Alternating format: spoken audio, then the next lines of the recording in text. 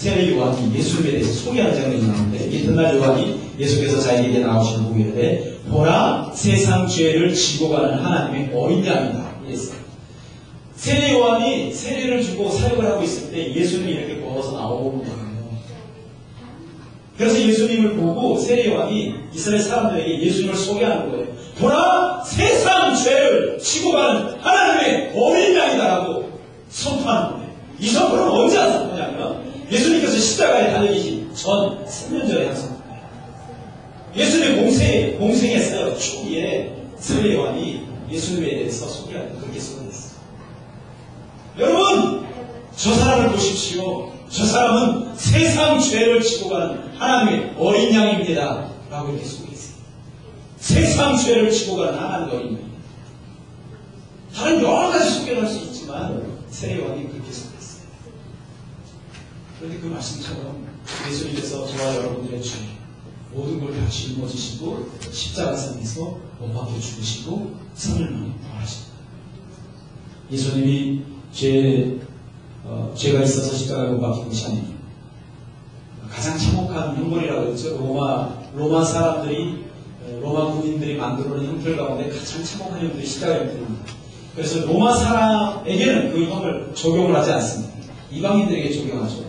아주 흉악범들에게 적용하는 것이 십자가형입니다. 그냥 못 박아놓고 말려주든지 어떻게 하든지 간에 못 박아놓고 사람 죽을 때까지 막은 것이죠. 그런데 예수님이 십자가에 못 박혀 죽으셨습니다. 십자가에 못 박혀 죽을 만한 어떤 죄를 지어서 예수님이 십자가에 죽으신 것이 절대 아닙니다. 성경 예수님의 일대기를 우리가 쭉 찾아보지만 예수님이 어떤 죄가 있어서 죽은 것이 아닙니다. 꼭 성경까지 가지 않아도 이 세상 사람들이 사대 성인이라고 하는 사대 성자 중에 한 분이 예수 그리스도 아닙니까? 예수님은 어떤 죄가 있어서 십자가에 죽으신 것이 아닙니다. 예수님은 세례 요한의 고백처럼, 세례 요한의 소개처럼 저 여러분들의 죄를 짊어지시고 십자가에 못 박혀 죽으셨다. 할렐루야. 그래서 베드로가 이 얘기를 고넬료에게 갔습니다. 고넬료에게 가서 베드로가 할 수 있는 이야기를 엄청나게 많이 있겠죠. 많이 있을 것이고 3년 동안 예수가 동거하고 동행했습니다. 오병의 기적도 얘기할 수 있을 것이고 예수님 말씀 듣고 바다에서 발을 이렇게 내밀어가지고 걷다가 물에 빠지는 얘기도 할 수 있을 것이고 예수님 십자가에서 죽으시고 부활하시고 여러 가지 얘기 이렇게 할 수 있겠지만 집중적으로 다른 얘기가 뭐냐면 예수님이 우리들을 위해서 십자가에 못 박혀 죽으셨다. 그리고 하나님이 3일 만에 그를 다시 살리셨다. 그리고 그 예수 그리스도를 믿는다. 한마디로 선언하는데 죄 사함 받는다 라고 이렇게 선언합니다. 이 말을 듣는 이 사람들이 전부 다 성령을 받는 거예요. 예수 그리스도를 믿으면 죄 사함 받는 거예요.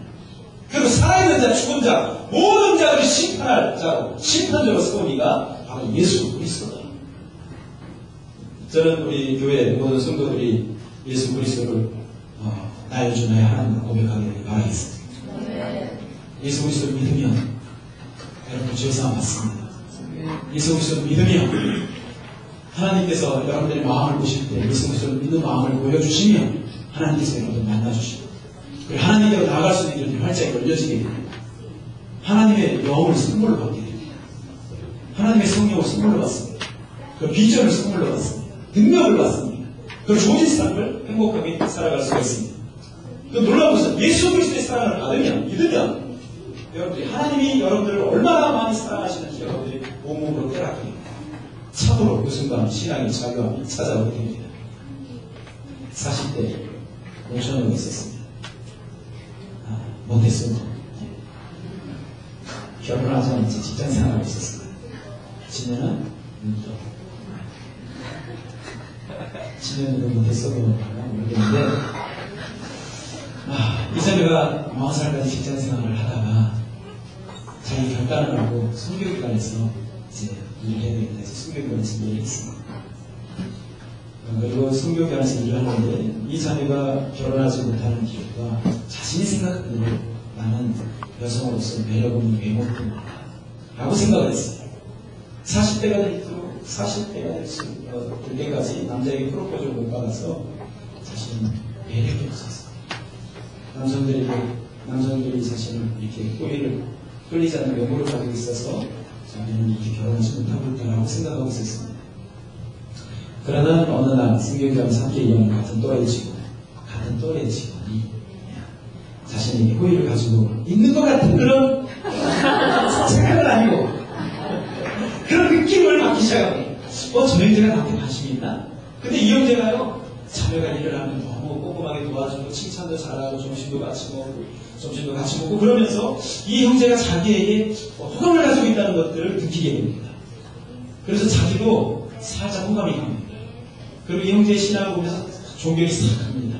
그럼에도 불구하고 자신에게 있어서 부족한 부분들, 실패했던 그런 부분들 때문에 남자에게 다가가기를 주저하고 있었죠.